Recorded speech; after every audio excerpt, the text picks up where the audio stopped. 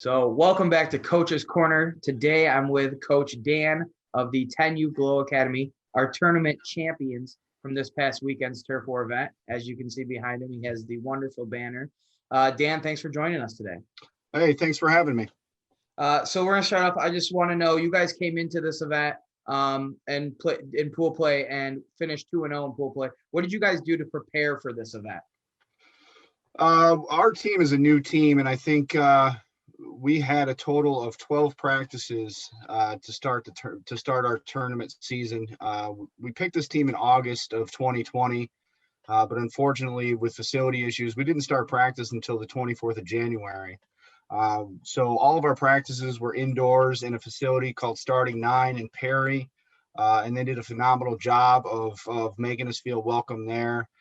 We had 3 practices outdoors before we came to the tournament. And so we had a total of 18 hours of practice time before we came to your tournament this weekend at Pinnacle. So preparation was get to know the kids and find out, some of their abilities, but we're still in the learning process with these kids. And, judging by what we saw this past weekend, we can expect a lot of great things from that group of kids. Yeah, you had a well-behaved group. It was awesome.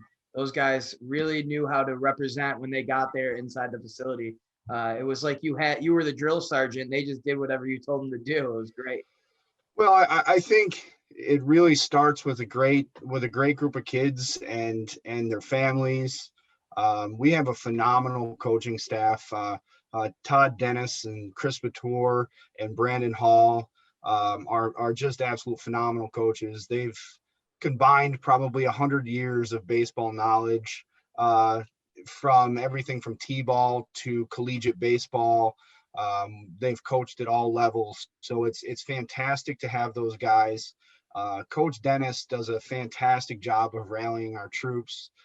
His speeches are the type of speeches that when you're done hearing them, you feel like you should run through a wall for him.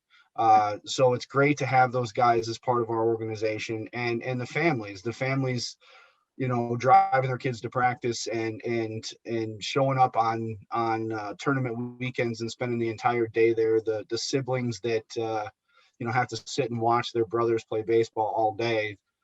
We couldn't do anything without them. So it's great to have them there. Yeah, that's awesome. It all starts at the top and then trickles down.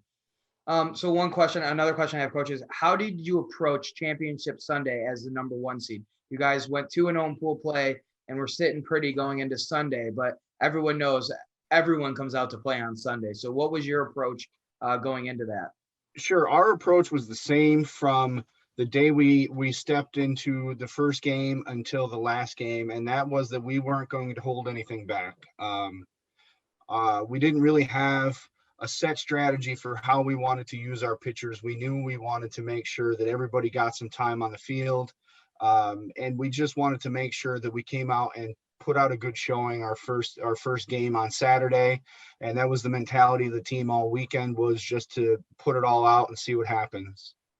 Yeah, and you guys did that. You guys had a great tournament for a 10U team. You guys played very well and had some plays that we thought, I know you had a player steal home, which was phenomenal. I mean, that's something that you don't see at 10U. You guys came out and really gave it your all. Like you said, you didn't hold anything back. Yeah, I think we have a group of little thoroughbred racehorses, and they want to go, they want to run. Their base running abilities are phenomenal. And as a coach, to have that group of kids, it really does. It makes you look like a better coach. I mean, I'm an okay coach, but when you have a group of kids like that, it really makes it that much more exciting to play. What do you think your kids enjoyed most about this event? Just the overall experience. We asked our team Saturday morning before our first game, how many of our team had been in a tournament before. We had 12 kids at the tournament this weekend, and I think we had 5 of them that have ever actually been in a tournament. And I asked the players how many of them had played in an indoor tournament, and there was only 1 from our entire team. So the atmosphere of Pinnacle is a phenomenal place. Mm-hmm. Champions puts on a great event there. So these kids get to experience that, I think is probably the most enjoyable part, is just the atmosphere of the tournament and seeing the other teams and knowing that they get a chance to compete in a facility like Pinnacle in a tournament that Champions provides us. We appreciate that. I mean, we try our best to run the best around. And yeah, Pinnacle having that and being able to run stuff there is great for us as well, because then we get a first look at some of these teams before going outdoor in our events. So it's kind of cool to see that. And we love when the 10Us come in to be able to enjoy something like that, because that facility to them looks like an MLB stadium. It's so big in there that it can be kind of intimidating, but it's awesome for them to finally embrace it and enjoy it. My last question, Coach, would be you had the tournament player, hustle player of the tournament with Dylan, number 0. Tell us a little bit about Dylan and what you enjoy having him in your lineup. So I met Dylan at tryouts in August of last year. And from the minute he stepped on the field, he just exudes baseball confidence. He's a league age 8 player. He's one of the youngest players on our team, and you could never tell it by the way that he plays. His game presence, his field presence. When he stole home in the championship tournament, I didn't even tell him to go. He's just so baseball savvy that he saw an opportunity. He knew what we needed to do. Those teams that Champion has in those tournaments are phenomenal programs. You're looking at the Crimson Pride and the Bombers and the RBI Thunder and EGC. Those are great organizations. So to have a player on our team that's savvy enough to recognize something like that as a first-year tournament player with us is huge. And I think that was part of the reason we kind of went out and just did everything we could, because we're a new organization. This is our first year coming to these tournaments. No one knows what to expect from us. So there weren't a lot of expectations that we were going to make it very far. And we kind of shocked them a little bit. But with kids like Dylan Dupengeiser, we call him Didi on our team.